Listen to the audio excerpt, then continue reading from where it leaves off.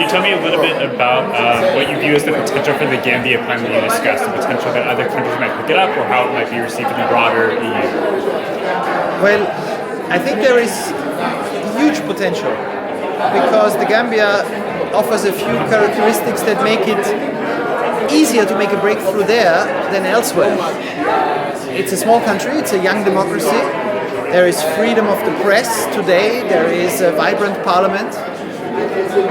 The people that left in the last few years are concentrated in some parts of Europe, particularly in Germany, particularly in Baden-Württemberg.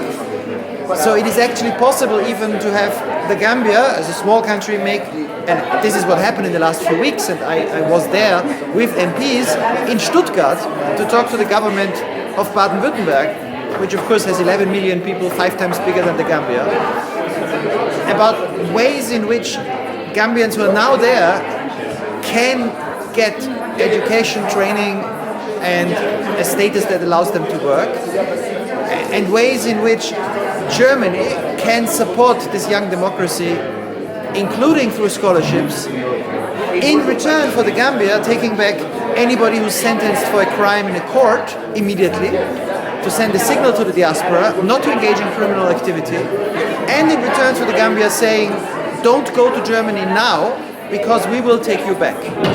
This kind of deal, which would leave most Gambians in Germany but with a status where they could work, that would create links, would make a vibrant diaspora, but would also show the people who care about security in Germany that about 25 dangerous Gambians now in Baden-Württemberg can be deported in line with the law. Everybody would benefit. And if this would work with the Gambia, which was one of the top countries of arrivals in recent years, other countries like Nigeria, which is 100 times bigger, but the number of people who arrived were only twice as much.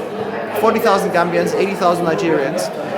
And most of them come from a very clear, defined area of Nigeria, the south, Edo State, Benin City.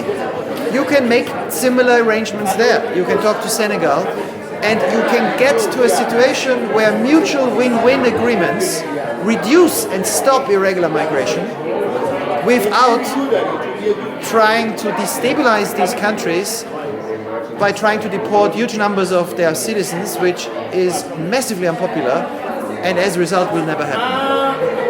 Great. Can you speak a little bit on the potential for the mini Schengen and opening the Swiss border option in the Western Balkans, both in the region as well as within the EU more broadly, what the impact of such initiatives might be? Well, one thing we find that in the Balkans we have a lot of borders that were created with the breakup of the former Yugoslavia, which divide different groups. I mean, you have Serbs in Bosnia and in Serbia and in North Kosovo, you have Albanians in North Macedonia and Albania and in Kosovo, and of course in Montenegro, you have Bosniaks in Serbia and in Bosnia. And the idea of having these borders as they are, but invisible, which is the experience of Europe. That's what the EU and some non-EU countries like Norway and Switzerland managed to do, to make them invisible in daily life for ordinary people. You can cross as if you stay in the same country.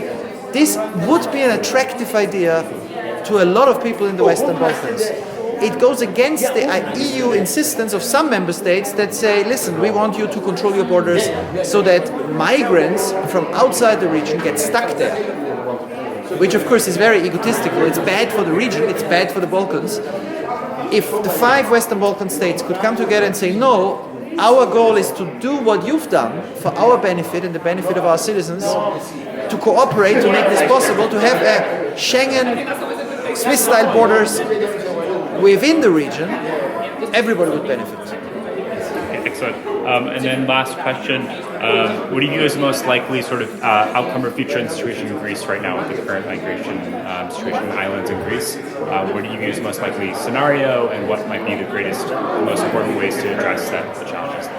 Well, I think we need, finally after 4 years, we need real realism about what Greece can do, what the EU can do, or rather what they can't do.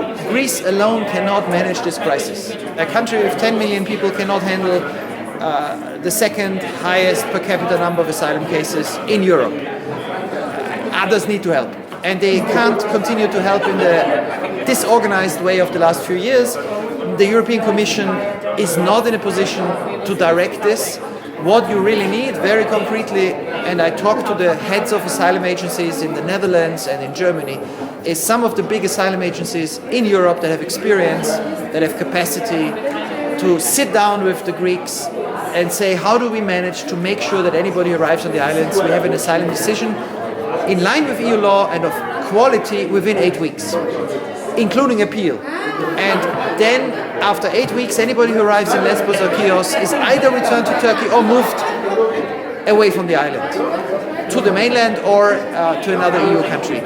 This must be the goal. And at the moment, amazingly, after 4 years, the plan, the scenario of how many resources you need, translators, case workers, police, security, doctors, psychologists, interpreters, for this to work doesn't exist. At the moment, the European Union is treating this worse than if my family organizes a children's birthday or Austria organizes a football game for 2 clubs.